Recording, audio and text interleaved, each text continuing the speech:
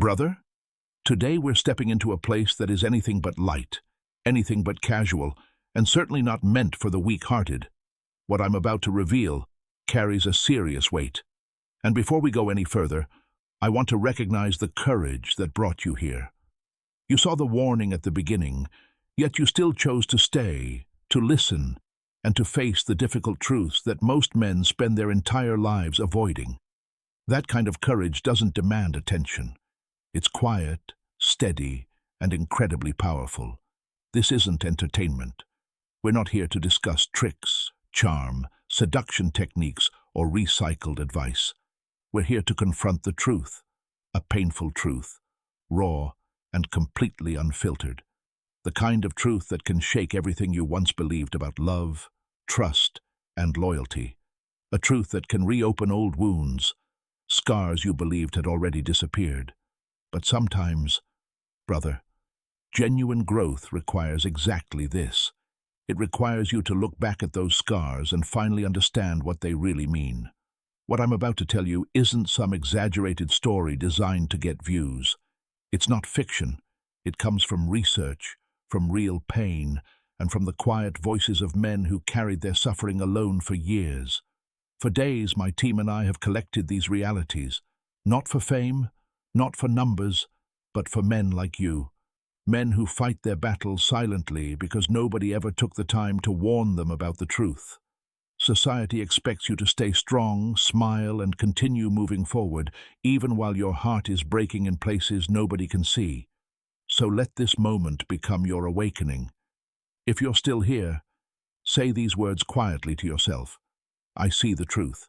Because whether you're already married or simply preparing for marriage someday, the core of your identity as a man rests upon one sacred principle: loyalty. Your loyalty is your crown. It's your honor. It's the foundation that reveals the kind of man you truly are. But now we arrive at the difficult question. What if the person you gave that loyalty to never truly deserved it? I'm not saying this to destroy you, brother. I'm saying it to protect you before we walk any deeper into this storm. Give me just 30 seconds. Not for me, not for my ego, but for something greater than either of us. Beyond the streets we walk every day, there are lives suffering quietly. Creatures crying through the night not because they're sick, but because they're hungry. Cats wandering through the streets. Abandoned dogs. Forgotten animals with no voice of their own. And yet they are still creations of God, deserving of compassion, kindness, and care. I don't come from wealth. I don't have expensive studios or major corporations sponsoring everything I do. What I truly have is you, your support, your presence, your strength. You've carried this mission farther than even my own family could have imagined. Together we began something meaningful, not for applause, not for recognition, but to feed these silent and defenseless souls. Even a small contribution, something as simple as the price of a cup of coffee, can help keep one of these creatures alive tonight. If your heart is telling you to help, then act on that feeling. Not because anyone is forcing you, not because you feel pressured, but because compassion moves you, and that alone is enough. Now take a deep breath, because from this moment forward, brother, we're walking directly into the fire. November 6, 1948, Chicago, M25. A 34-year-old man named David Miller was unknowingly stepping into a chapter of his life that would leave a permanent scar on his soul. He wasn't wealthy. He wasn't famous. He was simply an ordinary man carrying a heart built around loyalty. That same year, he married Claire Evans, the woman he believed would remain beside him for the rest of his life. It wasn't an arranged marriage, and it wasn't something shallow or superficial. It was genuine. It was deep. It was pure. The kind of love poets can spend entire lifetimes attempting to describe.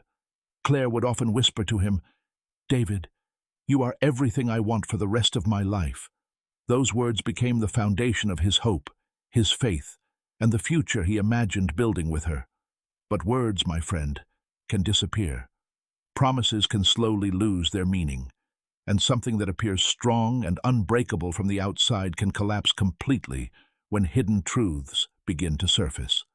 As the months went by, small arguments slowly began appearing, not because of betrayal, not because of evil intentions, but because of ordinary life. Bills, dinners, small disagreements, simple frustrations. Yet those tiny cracks gradually began exposing something much deeper, a silent distance, a growing gap between two souls who were once supposed to walk beside each other.